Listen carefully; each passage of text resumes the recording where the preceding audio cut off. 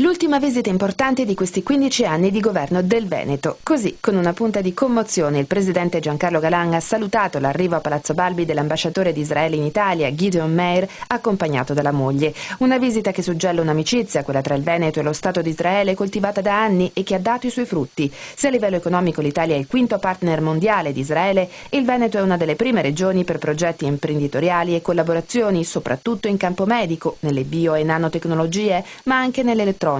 Noi, per rendere efficiente il nostro sistema sanitario, ha detto Galan, abbiamo guardato ad Israele. L'incontro con l'ambasciatore però è stato anche un'occasione per commentare le nuove minacce dell'Iran sulla produzione di armi nucleari. L'appello agli Stati Uniti e all'Europa, già lanciato dal primo ministro Netanyahu, è di infliggere ad Ahmadinejad sanzioni personali ed economiche pesanti, ma il pericolo di un nuovo antisemitismo, dice Meir, si nasconde anche in alcuni paesi dell'Unione Europea.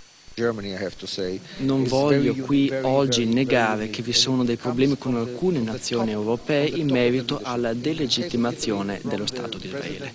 Questa situazione è parzialmente dovuta alla forte immigrazione anche di popolazioni islamiche all'interno di questi stati che porta un elevato fattore di antisemitismo.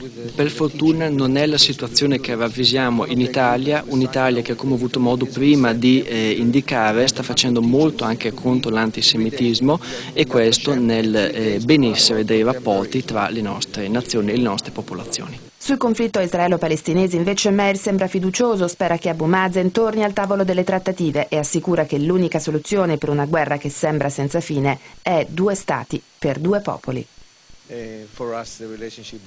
Oggi riteniamo che innanzitutto la ripresa, quindi la disponibilità palestinese alla ripresa dei negoziati per la pace abbiano un esito positivo, perché questi negoziati, quindi il poter dialogare vis-à-vis, è il presupposto fondamentale per riportare queste situazioni in uno stato normale. Siamo convinti del fatto che una migliore qualità di vita per i palestinesi non solo rappresenti chiaramente una migliore qualità di vita per questa gente, ma anche riduca il rischio di terrorismo.